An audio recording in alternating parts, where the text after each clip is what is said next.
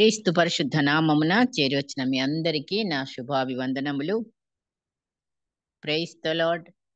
Good morning all of you. ఈ దినము కొరకై ఏర్పాటు చేయబడిన వాక్య పాఠము సామెతల గ్రంథము 3వ అధ్యాయము 6వ వచనం. సామెతలు 3:6. నీ ప్రవర్తన అంతటి యందు ఆయన అధికారమునకు ఒప్పుకొనుము, అప్పుడు ఆయన నీ త్రోవలను సరళము చేయును. దేవుడు తన పరిశుద్ధ వాక్కులు మనందరి హృదయములలో ఫలింపచేయునుగాక. గొప్ప దేవుడు, మన దేవుడు మనల్ని ఎప్పుడు కూడా ఒంటరిగా విడిచిపెట్టలేదు, అనాథులుగా విడిచిపెట్టను అని అన్నాడు. యేసయ్య ఉన్న ఆ దినాలలో కూడా ఆయన వారికి తోడై ఉండి, మరి ఆయన వెళుతూ కూడా వాళ్ళకి మంచి వాగ్దానాన్ని ఇచ్చి మరి ధైర్యపరిచి, ఆయన పునరుద్ధానుడైన యేసు మరి చివరిగా వారికి ప్రత్యక్షతనిచ్చాడు, ఒక మంచి వాగ్దానం ఇచ్చాడు, ఒక ఆజ్ఞని కూడా ఇచ్చాడు. వారు శిష్యులు నిజమే, వారు ఇంతకాలం యేసుతో కూడా కలిసి జీవించారు. ఆయన వెళ్ళిపోతూ మరి మత్తయి సువార్త 28 లాస్ట్ 2 వచనాలు, కాబట్టి మీరు వెళ్ళి సమస్త జనులను శిష్యులనుగా చేయుడి, తండ్రి యొక్కయు కుమారుని యొక్కయు పరిశుద్ధాత్మ యొక్కయు నామములోనికి వారికి బాప్తిస్మమిచ్చుచు నేను మీకు ఏ ఏ సంగతులను ఆజ్ఞాపించితినో వాటన్నిటినీ గైకొనవలనని వారికి బోధించుడి. ఇదిగో నేను యుగ సమాప్తి వరకు సదాకాలము మీతో కూడా ఉన్నాను అని వారితో చెప్పాడు. గొప్ప దేవుడు. మిమ్మల్ని అనాథులుగా విడువను అన్నాడు కదా, ఒంటరిగా విడువను, మీకు తోడుగా ఉండడానికి, మిమ్మల్ని నడిపించడానికి, అన్ని విషయాలలో మరి ఎవరిని సహాయకుడుగా ఉంచాడండి? సహాయకుడు పరిశుద్ధాత్మ దేవుడు. నేనుండను, కానీ పరిశుద్ధాత్ముడిని నేను వెళ్ళిన తర్వాత తండ్రి మీకు పరిశుద్ధాత్ముడిని పంపిస్తాడు. ఆయన మీకు నేను చేసిన బోధలన్నీ జ్ఞాపకం చేస్తాడు, శక్తినిస్తాడు. మరి అన్ని విషయాలలో మనం ఇంకా ఆత్మీయ, శారీరక, మానసిక అన్ని విధాలుగా కేవలము ఆత్మీయ జీవితంలో మాత్రమే కాదు, మన ప్రతి పరిస్థితిలో, ప్రతి విషయంలో ఆయన మనకు గైడ్, మార్గదర్శకుడుగా, సహాయకుడుగా ముందు వెనకల ఆవరించి జ్ఞానాన్ని బోధిస్తూ మరి మనకు ఆయన యొక్క వాక్యాన్ని జ్ఞాపకం చేస్తూ భయాల్ని పోగొడుతూ ఏ పని చేయాలన్నా, ఎన్ని గొప్ప కార్యాలు ఆయన కొరకు చేయాలన్నా, ఆయన కొరకు సాక్షులుగా నిలబడాలన్నా, ఒక మేలు చెయ్యాలన్నా, బోధించాలన్నా, వినాలన్నా కూడా కదా, మాటలు వినడానికి కూడా ఆయన మరి మనకి వినుబుద్ధి పుట్టించాలి. అలాంటి పరిశుద్ధాత్మ దేవుని యొక్క పాలనలో మనల్ని పెట్టినందుకు దేవునికి బహుగా స్తుతులు చెల్లిద్దాం. ఆయన మనకి ఇప్పుడు ఆదరణకర్త, అన్ని విషయాలలో మరి మనకు ముందుగా నడిపిస్తూ తోడై ఉన్న పరిశుద్ధాత్మ దేవుడు, సహాయం చేసే పరిశుద్ధాత్ముడు.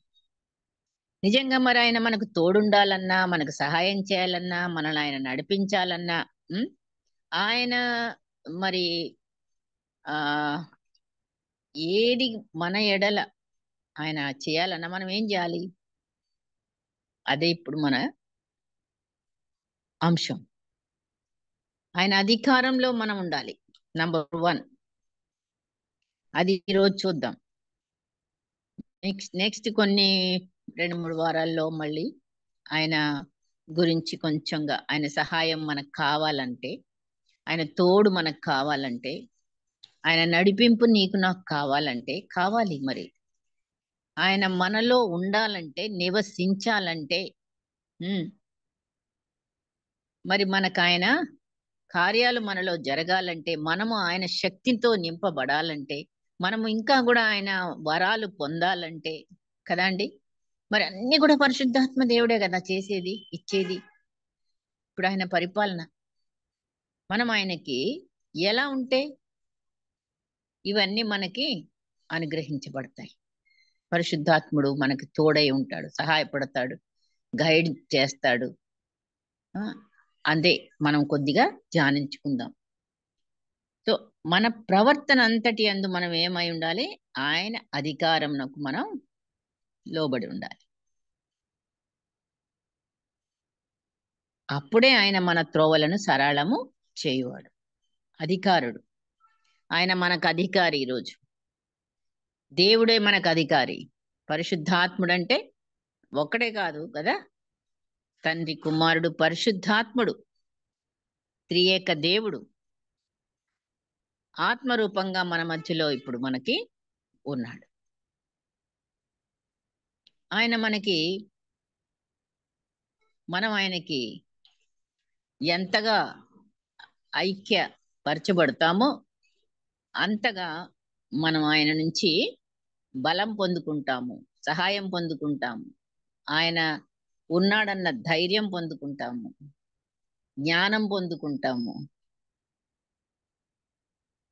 చేతి పనులలో ఆ యొక్క మంచి అంటే మనం ఏం చేసినా సరే అది ఫలించడానికి ఆటి ఫలితాన్ని పొందుకోవాలంటే, ఒక పని చేసామంటే దాని యొక్క ఫలాన్ని మనం పొందుకోవాలి కదా. పంట వేస్తే పంట యొక్క మరి అది నష్టపోకుండా ఎంతగానో మనకి పంట పండాలి అంటే ఈ రీతిగా మనం ఏ పని చేసినా కూడా దాంట్లో మనం లాభము చూడాలి. ఇవన్నీ కావాలంటే పరిశుద్ధాత్ముని యొక్క అధికారంలో, దేవుని అధికారంలో మనము నిత్యము ఉన్నప్పుడే. సైతానుడు ఎక్కడ ఆయన తప్పిపోయాడండి? ప్రధాన దూత.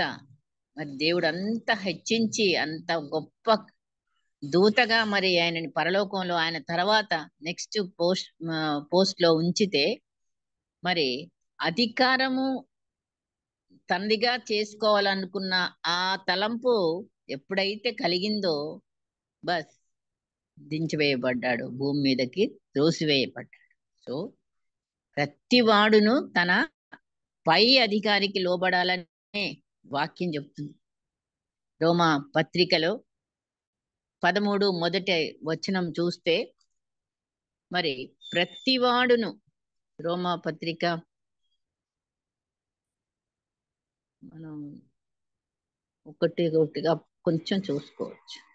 13 మొదటి వచనం, ప్రతివాడును పై అధికారులకు లోబడి ఉండవలెను, ఏలయనగా దేవుని వలన కలిగినది తప్ప మరి ఏ అధికారమును లేదు.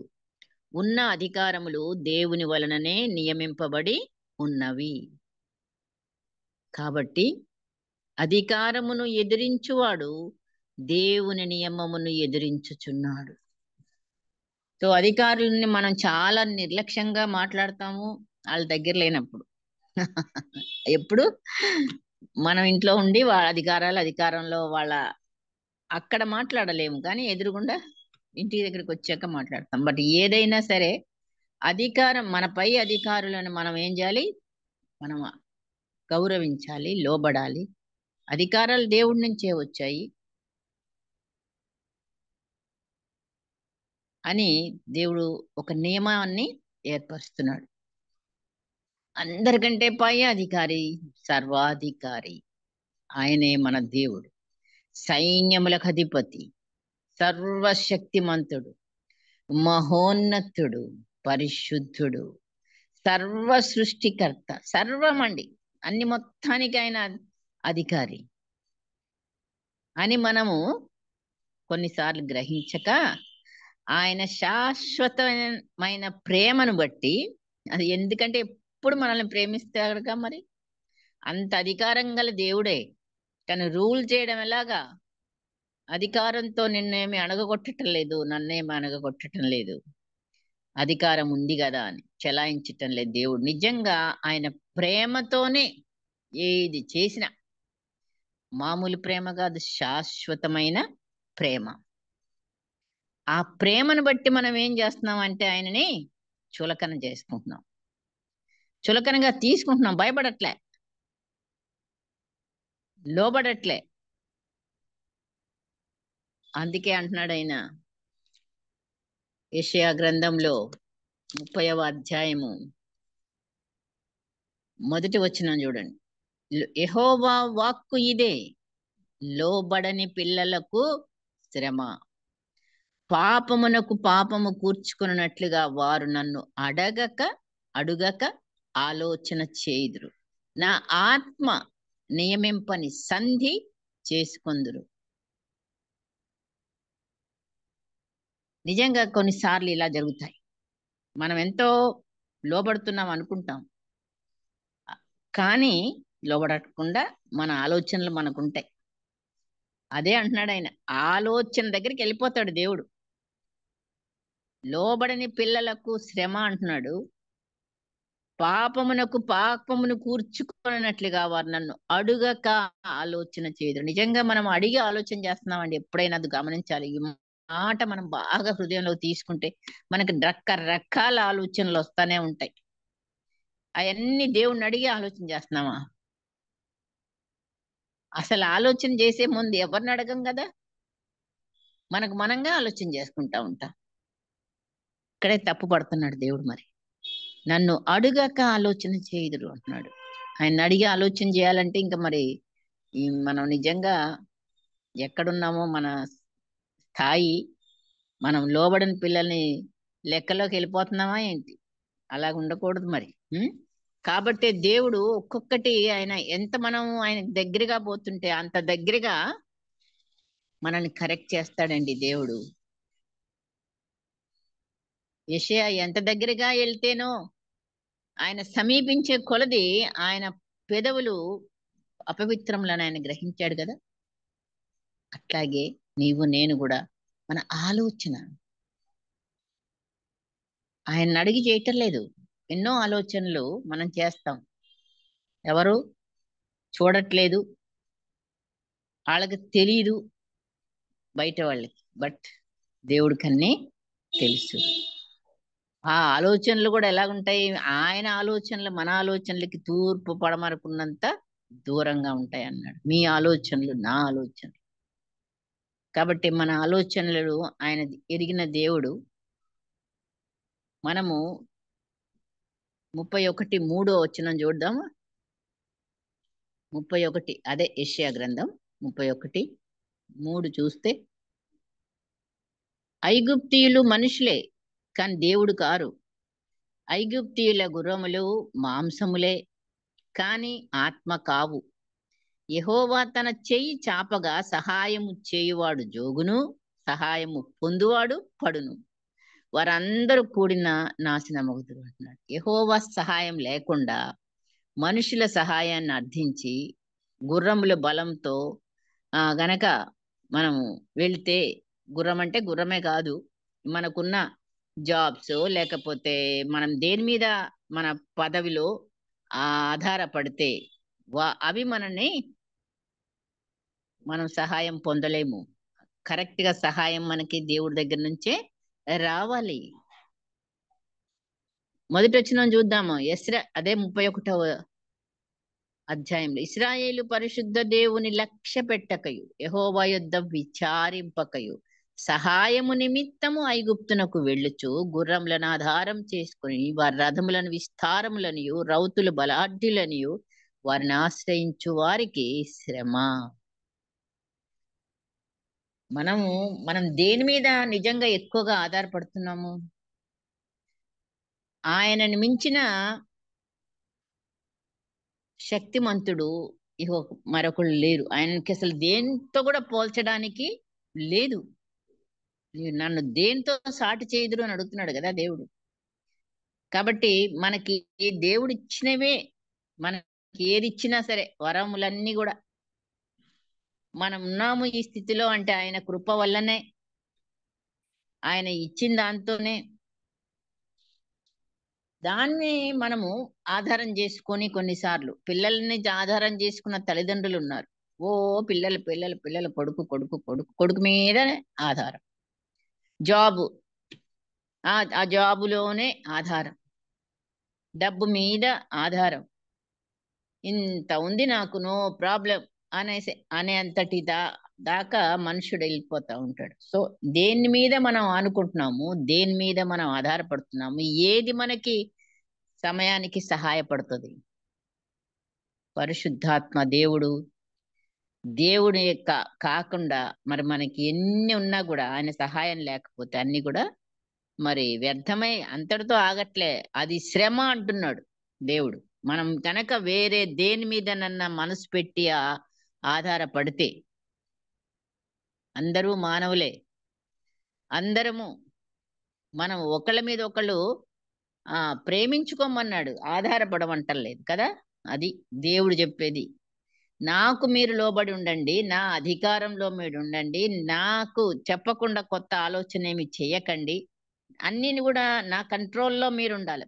సృష్టి అంతా ఆయన కంట్రోల్లో ఉంది. ఏదంటే అది, వర్షం పడమంటే పడుతుంది వర్షం, ఆగమంటే ఆగుతుంది వర్షం.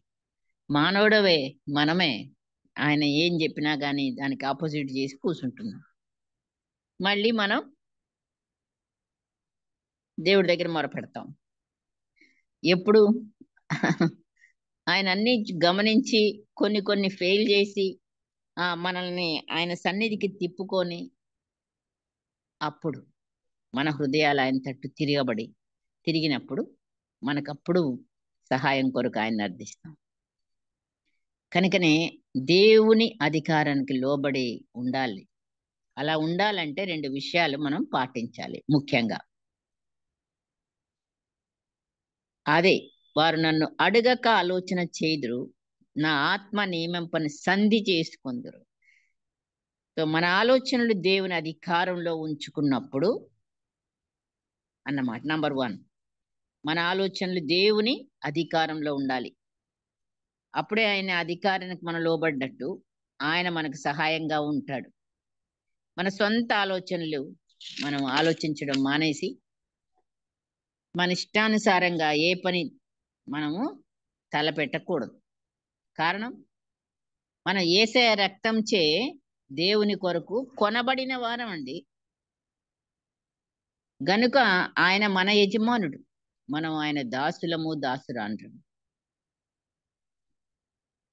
మనం కొనబడ్డ వారం కాబట్టి దాసుల్ని కొంటారు కదా. ఎట్లాగైతే యోసేపుని వాళ్ళు కొన్నారో, ఒక దాసుడుగా అమ్మబడ్డాడు యోసేపు. మనుషుల్ని అక్కడ అమ్ముతుంటారు. సో అట్లాగా దాసులము ఇప్పుడు, ఎందుకంటే ఆయన రక్తం చేత మనల్ని ఆయన కొనుక్కున్నాడు. మనం కొనబడిన వారం అంటే మనకు ఆయన ఇప్పుడు యజమానుడు, మనం ఎవరు? దాసుడు అంటారు. పౌలు అంటున్నాడు గలతీ పత్రిక 2:20, నేను క్రీస్తుతో కూడా సిలువ వేయబడి ఉన్నాను, ఇక నువ్వు జీవించువాడను నేను కాను అనే మొత్తం అధికారం అంతా క్రీస్తే నా యందు జీవించుచున్నాడు అంటే ఆయన అధికారము నా యందు అధికారంతో ఆయన జీవించుచున్నాడు. అంతే. ఆయన ఏది చెప్తే అది క్రీస్తుకు లోబడి, ఆయన ఆలోచనలకు లోబడి జీవించే వాడుగా ఆయన ఉన్నాడు చెప్తున్నాడు పౌలు గారు. అప్పుడే మనం కూడాను అలాగే ఆయనకి మరి లోబడే బిడ్డలంగా, లోబడినప్పుడు ఆయన సంతోషపెట్టే వారంగా మనం ఉంటాం. కన్య మరియా చూస్తే మరి లూకా సువార్త 1వ అధ్యాయం 37, 38లో ప్రభువు దూత ఆమెకు వర్తమానం తీసుకొని వచ్చినప్పుడు మరియా సమాధానం ఏంటి అన్ని విన్న తర్వాత, ఇదిగో ప్రభువు దాసురాలను అని చెప్పింది. దేవుని ఆలోచనకు లోబడుట ద్వారా లోకము హేళన చేసే లేదా వెలివేసే పరిస్థితులు ఆమెకు ఎదురైనా కూడా మరి ఆమె నిలబడగలిగింది. దేవుని దాసులు దేవుని సంతోషపెడతారు. ఈ లోక మర్యాదలను అనుసరించి వారు నడుచుకోరు. కాబట్టి మరి ఆమె ధన్యురాలైంది. ఏ పరిస్థితుల్లో మరి ఆమె ప్రభు దూతకు మరి నేను దాసురాలను, ప్రభు దాసురాలను అన్నది. ఆ పరిస్థితుల్లో మనం మామూలుగా అన్ని పరిస్థితులు బాగున్నప్పుడు మనం దాసురాలు అంటే కాదు, చాలా క్లిష్టమైన పరిస్థితులు వస్తాయి. ఆ టైంలో కూడా మనము ఇదే అధికారంలో, ప్రభువా నీ చిత్తమే నీ ఇష్టమే నా జీవితంలో జరగని అని మనం ఎప్పుడైతే తల వంచుతామో అది మనం ఆయన అధికారానికి లోబడ్డట్టు. మరి అయితే ఇశ్రాయేల్ ప్రజలు మరి లోబడ్డారు అలాగంటే అనేక పర్యాయములు ఆయన వారిని విడిపించెను, అయినను వారు తమ ఆలోచనలు అనుసరించి తిరుగుబాటు చేయుచు వచ్చిరి. కీర్తనల గ్రంథంలో ఈ మాట స్పష్టంగా 106వ కీర్తన 43వ వచనం చదువుతున్నాను. అనేక పర్యాయములు ఆయన వారిని విడిపించెను, అయినను వారు తమ ఆలోచనను అనుసరించి తిరుగుబాటు చేయుచు వచ్చిరి. తమ దోషము చేత హీన దశను నొందిరి.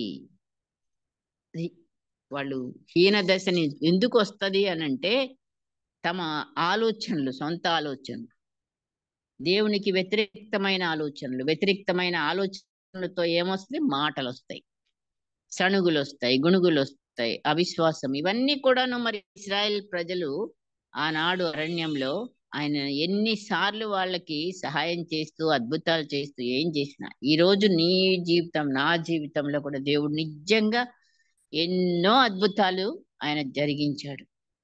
అయినా మనము ఆలోచనల్లో తప్పిపోతున్నట్టుగానే ఉంది.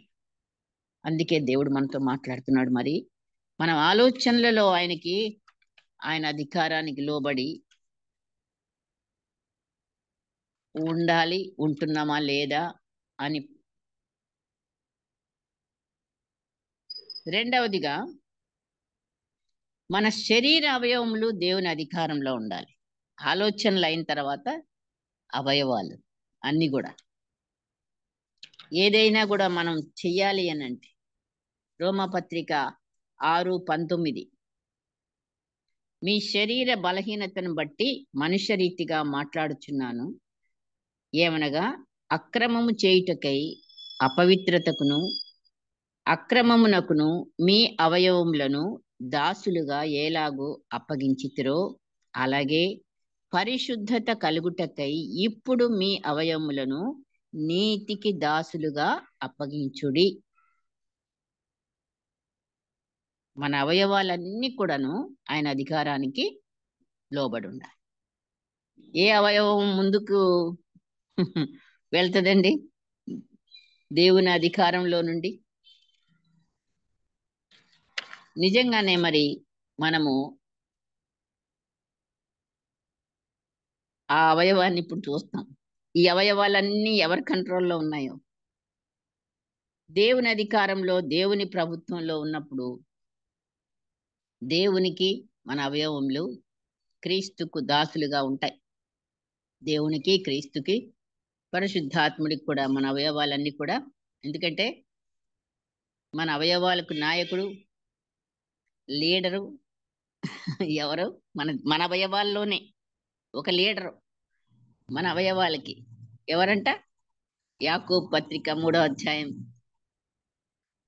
చూస్తే మన అవయవాల్లో ఎవరు ఆ లీడర్ అని తెలిసిపోతుంది. తెలుసు మనకి, కానీ ఈరోజు మళ్ళీ ఒకసారి గుర్తు చేసుకుందాం. యాకోబు పత్రిక 3వ అధ్యాయం మొదటి నుంచి ఆ అధ్యాయం అంతా కూడా మనకు తెలిసిందే. 3వ వచనం చూస్తే, ఎవడైనను మాట యందు తప్పని ఎడల అట్టివాడు లోపం లేనివాడై తన సర్వ శరీరమును స్వాధీనమందు ఉంచుకొన శక్తి గలవాడగును. మాట తప్పని ఎడల, మనం ఒక మాట అంటాము, ఆ మాట అనేది మళ్ళీ మనం నిలబెట్టుకోవాలి కదా. ఆ నిలబడాలి మాట అంటే మనం ఏం చేయాలి? గుర్రములు మనకు లోబడుటకై నోటికి కళ్ళెం పెట్టి వాటి శరీరం అంతయు త్రిప్పుదాం కదా. ఓడలను కూడా చూడుడి, అవి ఎంతో గొప్పవై పెనుగాలికి కొట్టుకొని పోబడినాను. ఓడ నడుపు అనే ఉద్దేశం చొప్పున మిక్కిలి చిన్నదగు చుక్కాని చేత తిప్పబును. అలాగుననే నాలుక కూడా చిన్న అవయవమైనను బహుగా అదిరిపడును. ఎంత కొంచెము నిప్పు ఎంత విస్తారమైన అడవిని తగలబెట్టు. నాలుక అగ్నియే. 6వ వచనం, నాలుక మన అవయవములలో ఉంచబడిన పాప ప్రపంచమై సర్వ శరీరమునకు మాలిన్యము కలుగజేయచ్చు, ప్రకృతి చక్రమునకు చిచ్చు పెట్టును. అట్లాంటి అవయవం మనకు ఒకటి ఉంది లోపల. 32 పళ్ళు కాపలా కాసినా సరే మాటలు మాత్రం మాట్లాడి మళ్ళీ మొత్తం మన శరీరం అంతటికి మాలిన్యం కలగజేసే ఒక అవయవంగా నాలుక. దాని వల్లనే అబద్ధాలు, దాని వల్లనే మోసం, దాని వల్లనే అల్లరి, దాని వల్లనే ద్వేషము, దాని వల్లనే కలహము, కొట్లాట, శాపము, సణుగులు, ఎన్ని ఉన్నాయండి నాలుక వల్ల. మరి మన మాటలేగా మాట్లాడింది. సో ఈ నాలుక దేవుని అధికారంలో ఉంటే సర్వ శరీర అవయవాలన్నీ దేవుని అధికారంలో ఉంటాయి.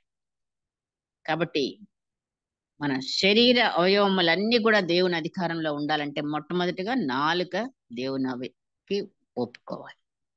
నాలుకతో ఏం చేయాలో అది చేయకుండా మనం రకరకాలుగా మనం ఆ నాలుకను వాడబడి చేస్తే దేవునితో మనము కలిసి ఉండలేం. ఆయన తరఫున మాట్లాడాలా. ఆయన లేని వాటిని ఉన్నట్టుగా పిలుచువాడై ఉన్నాడు. మనము కూడా మన నాలుక ద్వారా లేని వాటిని ఉన్నట్టుగా ఎలా పిలుస్తాం? వెలుగు లేదు, చీకటి, అయినా వెలుగు కలుగును గాక అని పలికే బిడ్డలంగా ఉండాలి. దేవుడు బ్రతికిస్తాడు. పాజిటివ్ పలకాయ నాలుకగా మన నాలుక ఉండాలి. అన్ని నెగిటివ్లే రాకూడదు. వస్తాయి, అవే వస్తూ ఉంటాయి. ఎప్పుడు కూడా మనం పలకం అన్నది పలకం, కానీ వేరేది వస్తాయి. పరిశుద్ధాత్మ దేవుడు మనతో కలిసి పనిచేయటకు సిద్ధంగానే ఉన్నాడు. చూడండి, ఆనాడు మరి యెహెజ్కేలు ప్రవక్త 37వ అధ్యాయం చూస్తే మనకు తెలుసు, అన్ని లోయలో ఎండిన పోయిన ఎముకలు, అవి కూడా ఒక దగ్గర స్కెలిటన్ లాగా కూడా లేవు, విడివిడిగా ఎక్కడెక్కడో. అవి చూసి మరి ప్రవక్తను అడిగితే, పలుకయ్యా ఈ మాట పలుకు అనంటే పలికాడు. లేని వాటిని ఉన్నట్టుగా చూడగలిగాడు ప్రవక్త. తన నాలుకని దేవుడికి లోబర్చాడు, ఆజ్ఞకి లోబర్చాడు.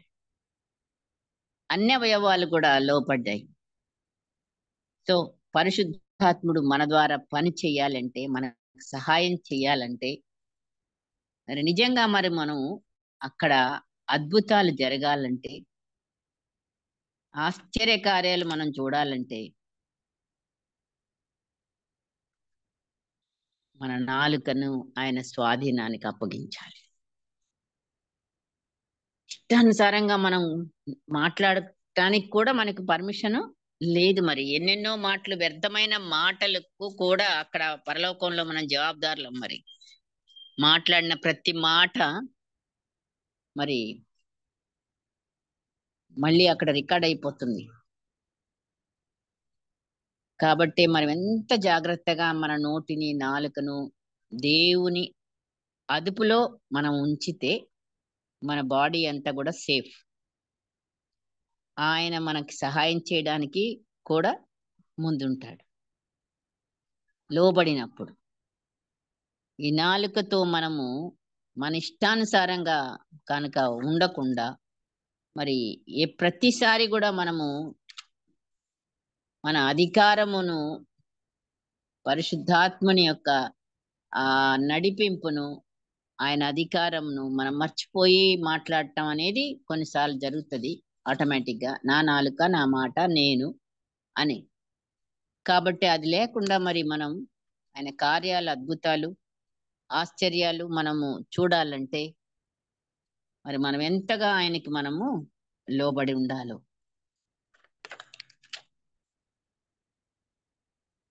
ఇశ్రాయేల్ ప్రజలు మరి నిజంగా అరణ్య మార్గంలో మోషే మీద ఎన్నిసార్లు మరి అద్భుతాలు చూస్తూనే ఉన్నారు.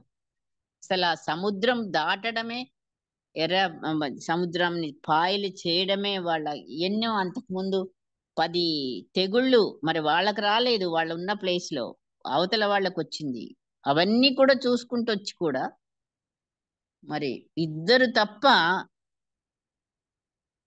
దేవుని పక్షాన నిలబడ్డ వాళ్ళలో అంత లక్షల మంది నిజంగా ఆశ్చర్యం. మరి మనం కూడా నిజంగా చాలా సీరియస్ గా మరి ఈ విషయాల్లో మనము మన ఆత్మీయ స్థితిని దేవునికి లోబడే విషయంలో పరిశుద్ధాత్మని సహాయం ప్రతినిత్యం మనం పొందుకోవడానికి ఆయన నడిపింపు మనకు కావాలి, ఆయన శక్తి మనకు కావాలి. ఆయన లేకుండా మనం ఒక్క క్షణం కూడా ఊపిరి పీల్చలేము. మరి వాళ్ళు అక్కడ సణిగి అరణ్య మార్గంలో మోషే మీద నీళ్లు లేవని ఒకసారి, ఆహారం లేదని ఒకసారి, మాంసం లేదని, అసలు ఇక నువ్వు లీడర్వా, నువ్వేనా దేవుడితో మాట్లాడేది, మేము కూడా ఉన్నామని ఇంకా కొంతమంది, ఒకటి కాదు చాలా విషయాల్లో మరి తప్పిపోయి వాళ్ళని మనకు ఎదురుగుండా పెట్టి దేవుడు ఎన్నో సార్లు మనతో మాట్లాడుతున్నా కూడా మనం కూడా అనేక సార్లు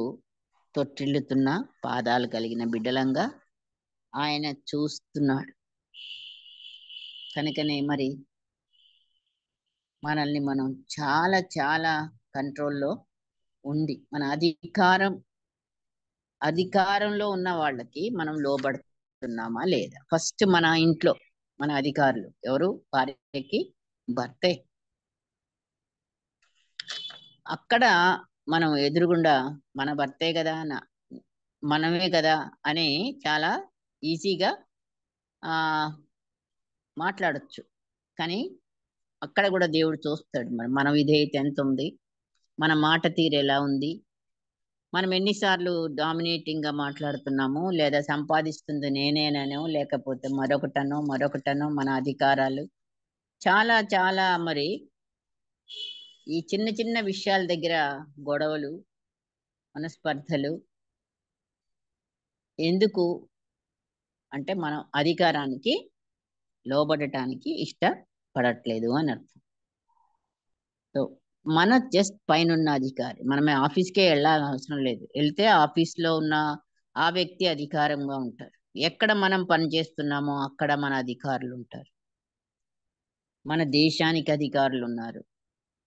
ఈ రీతిగా మనకు అందరు కూడా కొన్ని కొన్ని విషయాలలో అధికారం చెలాయించే వాళ్ళందరూ కూడా మరి ఉన్నారు. అధికారాలు దేవుడివే అని కూడా దేవుడు చెప్తున్నాడు. ఇచ్చిన అధికారం దేవుడు ఇచ్చిందే కానీ మనం తెచ్చుకున్నది కాదు. కాబట్టి మనం ఎంతలో ఉండాలో అంతలో ఉన్నప్పుడే దేవుని యొక్క సహాయం మనము పొందుకుంటాం. ఫుల్గా దేవుని యొక్క సహాయం ఎలాగొస్తుంది? నీ ప్రవర్తన అంతటి అందు కొన్ని విషయాల్లో మనము లోబడి, కొన్ని విషయాల్లో మనం తప్పిపోయి, కొన్ని విషయాల్లో ఎదిరించి, అప్పుడు కాదు, ఆయన అధికారం నాకు ఒప్పుకున్నప్పుడు అప్పుడు ఆయన మన త్రోవలను సరళము చేయును అనే మాట మరి మన జీవితాల్లో నెరవేరుతాయి. గనుక పరిశుద్ధాత్మని యొక్క సహాయమును మనం పొందుకోవడానికి మొదటిగా మనం దేవుని అధికారంలో ఉన్నాము అని, ఆయన అధికారానికి లోబడి జీవించినప్పుడు, అధికారానికి లోబట్టం అంటే ఆజ్ఞలకు లోబట్టమే, మాటకు లోబట్టమే, ఆయన చెప్పింది చేయడమే. విధేయత, ఇన్ని వస్తాయి వాటిలో. కాబట్టి ఇవన్నిటికీ కూడాను మనం లోబడకుండా ఉంటే శ్రమ, అడగక ఆలోచన చేస్తే శ్రమ. మనం ఆలోచనలు కూడా ఆయన అడిగే చెయ్యాలి. మన అవయవాలన్నీ కూడా ఆయనకు అధికారం లోబడి ఉండాలి. ప్రత్యేకంగా నాలుక కరెక్ట్గా ఉంటే శరీరం అంతా కూడా బాగుంటది. పరిశుద్ధాత్మ దేవుడు ఈ వాక్యమును మనందరి హృదయంలో ఫలింపచేయునుగాక. ప్రార్థన చేసుకుందాం.